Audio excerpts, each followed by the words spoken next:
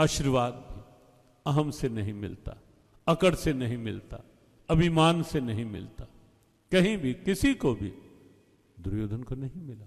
लेकिन आप ये पक्ष देखें कि धर्म क्या होता है और धर्म का आचरण क्या होता है। दुर्योधन के पक्ष में है पितामह और गुरु द्रोणाचार्य, तो भी प्रणाम नहीं है, लेकिन युधिष्ठिर के विपक्षी खेमे में विपक्ष में हैं, लेकिन तो भी युधिष्ठिर गए, अपना धर्म अपना कर्तव्य निभाया और जाकर के प्रणाम किया।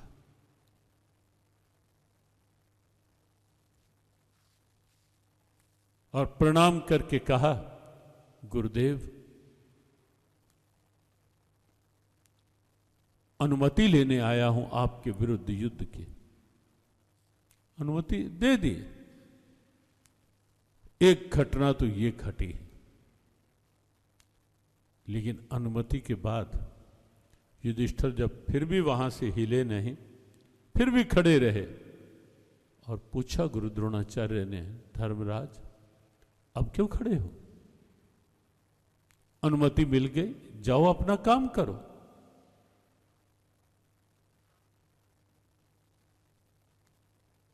तब युधिष्ठिर ने कहा, गुरुदेव अनुमति तो मिल गई है, लेकिन आशीर्वाद नहीं मिला। कहा कैसा आशीर्वाद? कहा युद्ध में, क्योंकि हमारा पक्ष धर्म का पक्ष है, ये आप भी जानते हो गुरुदेव और पितामह, ये आप भी जानते हो कि हमारा पक्ष धर्म का पक्ष है, और इसलिए आपके विरुद्ध युद्ध में विजय हमारी हो, ये आशीर्वाद भी लेने के लिए मैं खड़ा हूं आपके सामने।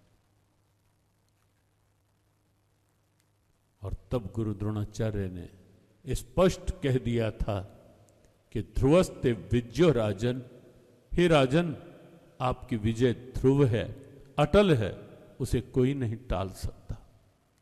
तुम जाओ, हमारा विजयी होने के रूप में आशीर्वाद आपके साथ,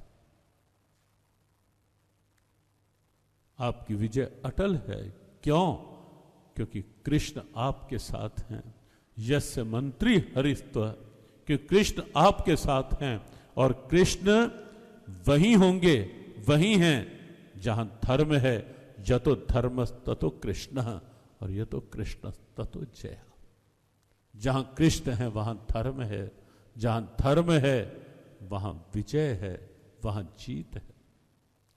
तो एक घटना ये घटी, और उसके पश्चात युधिष्ठिर ने कौरव सेना में जाकर के बड़ा खुला उद्घोष किया, आह्वान किया कि युद्ध से पहले मैं घोषणा यहां कर रहा हूं पूरे कौरव पक्ष के सामने कि हमारा पक्ष धर्म का पक्ष है, और इसलिए अब भी यदि कोई कौरव पक्ष का कोई भी रथी महारथी योद्धा हमारे धर्म के पक्ष में आना चाहे, अधर्म को छोड़ करके, उसका स्वागत है। ये घोषणा की युधिष्ठिर ने। और कौरवों का सौतेला भाई युयुत्सु उस समय अपनी पूरी सेना के साथ युधिष्ठिर के इस आह्वान पर अपनी पूरी सेना छोड़ करके पांडवों के पक्ष में, अर्थात धर्म के पक्ष में आ गया था। पांडव धर्म के पक्षधर, धर्म के पर्याय,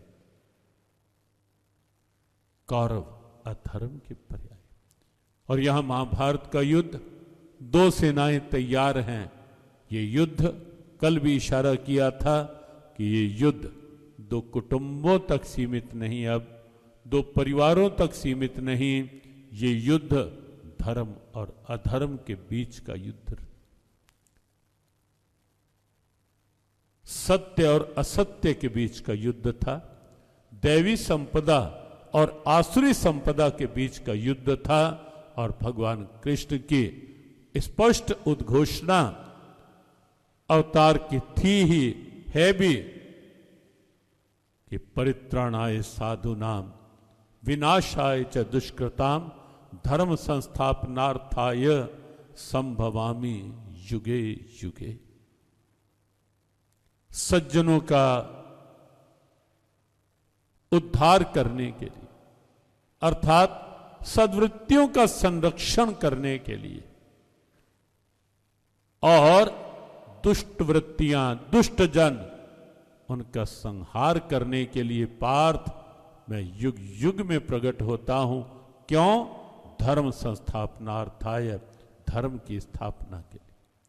और इसीलिए श्री कृष्ण ने पांडवों का साथ